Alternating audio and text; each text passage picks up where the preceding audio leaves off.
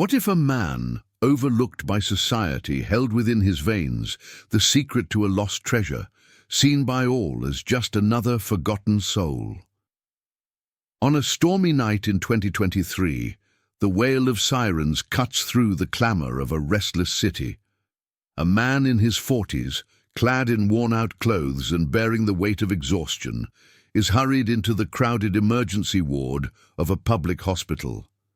Nurses rush about, machines beep incessantly, and this stranger, lacking identification or kin, struggles to voice the aches that have haunted him for months, exhaustion that cripples him, rashes that sear his skin, a frailty that keeps him bedridden. The doctors, stretched thin, assume it's malnutrition or a typical street-borne illness. Yet, preliminary tests uncover a genetic riddle no one foresaw. Amid the hospital's chaos, millions remain unseen, denied basic care until fate intervenes. This is more than a medical case.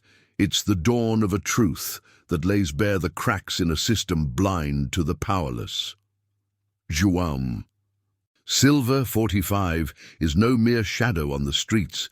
He once toiled as a construction worker, raised a family, and arrived as an immigrant chasing stability. The 2008 economic collapse stripped it all away. His job, his home, his wife, who fled with their little girl. João spiraled into hardship, sleeping in alleys, scavenging for food. His joint pains, skin outbreaks, and overwhelming fatigue began years ago, but without medical help, he blamed hunger and cold. In the hospital, nurses eye him with skepticism. To them, he's just another faceless patient. A tired social worker muses that such individuals arrive without history, without records, making aid a challenge. Stark figures hang in the air.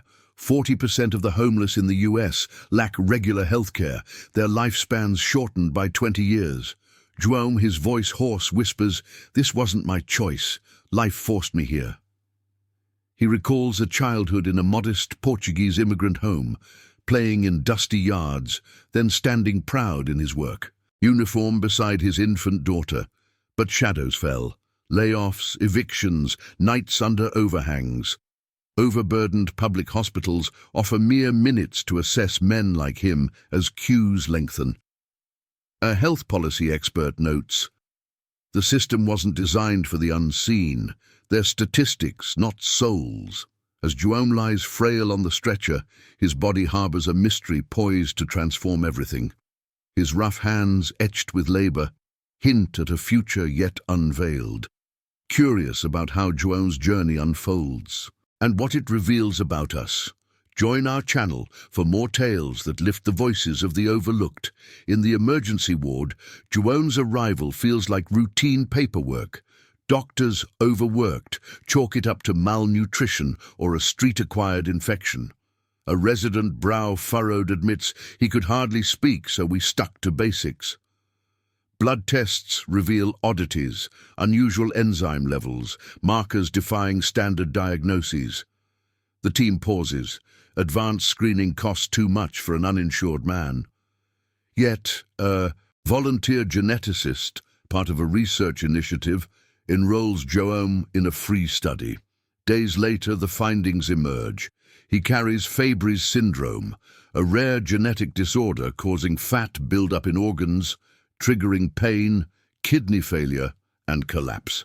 The geneticist, taken aback, holds a DNA profile and says, "This isn't what we expect from someone with no records." The diagnosis shatters the image of a typical vagrant case. The belief that João was a lost cause, unlinked to any past, begins to unravel. Inherited, it sparks questions. Who were his parents? Why was this missed? The geneticist, intrigued, digs deeper into his lineage. His common surname, Silva, paired with genetic markers, suggests a distinct heritage. "It was like spotting a needle in a haystack," she remarks. Attention builds. What if João isn't the man they assume? Society cast him aside, but his blood whispers of something greater. As he rests unconscious, a truth starts to surface, ready to reshape his world. Want to see where this path leads? Subscribe to our channel to explore more. For a fleeting moment, João feels a glimmer of triumph. The diagnosis unlocks a door. A research program offers free experimental treatment, enzymes to ease his symptoms. He lies in a clean room, receiving IV medication, a faint smile breaking through. "I felt life return to me," he rasps, hope threading his words. A social worker aids him with documents, a warm shower, fresh clothes. Charts display dropping inflammation, markers, and João walks the halls with steadier steps. "I thought I could start over," he says.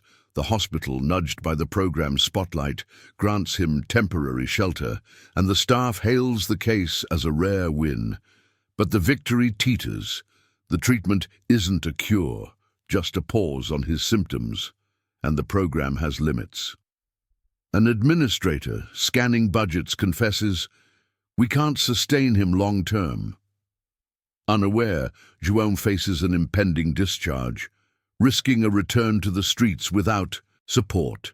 A nurse brings warm soup, a volunteer offers a book, small acts fueling a false sense of security. While João dreams of renewal, the geneticist pursues leads, her curiosity piqued by DNA ties pointing beyond medicine. Messages with genealogists hint that João's past holds more than illness. This brief triumph masks a larger awakening already in motion. Eager for the next chapter? Subscribe to stay tuned and discover how one man's story can shift our perspective. João's hope fractures as his history comes to light.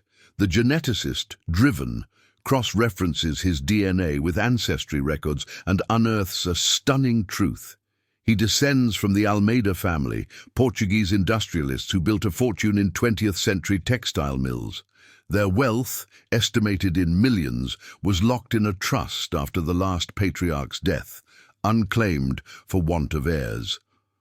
Old ledgers reveal grand estates and factories. As the narrator explains, the Almeidas faded into the diaspora.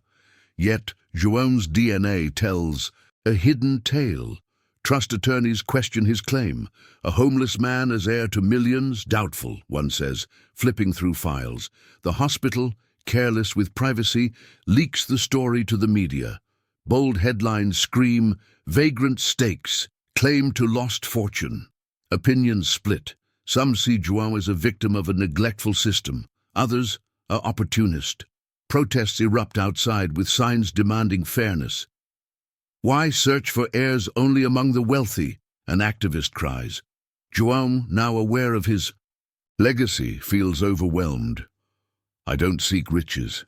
I want to live," he murmurs, his hand trembling. His condition worsens, his kidneys falter. Bureaucracy stalls, further DNA tests are ordered, and lawyers challenge his Almeida roots. A system that ignored him for years now questions his worth due to poverty, the narrator observes. The stakes rise. Will João survive to claim his story? The truth pierces the haze. After months of scrutiny, a second DNA test and birth records confirm João is the last Almeida heir. The fortune, stocks, properties, dormant accounts, totals $50 million. But it's more than money. His family was shattered by decades of poverty and rigid immigration policies that severed his grandparents from their affluent kin. No one sought the poor Almeidas.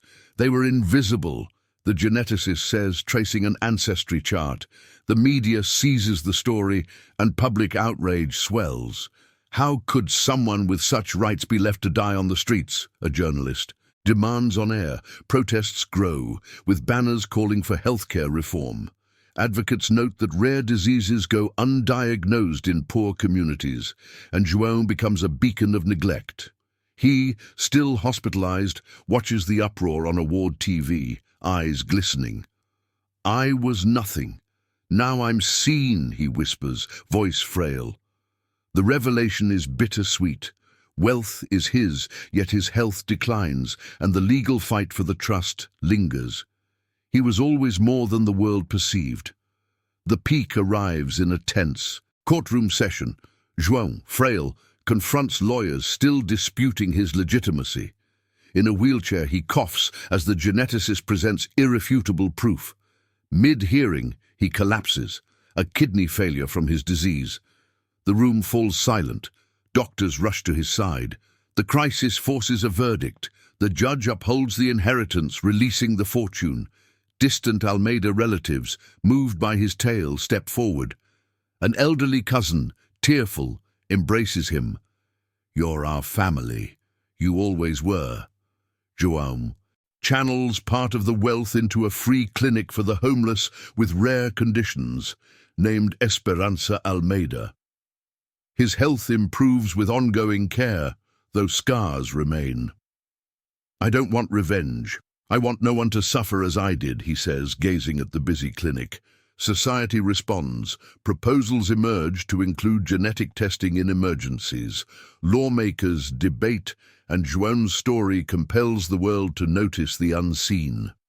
Now, in simple yet dignified attire, he moves through the clinic, greeting patients. His triumph didn't erase the past, but carved a future for others. His journey is reshaping lives. Subscribe to support stories that spark change and justice. João's odyssey mirrors our society.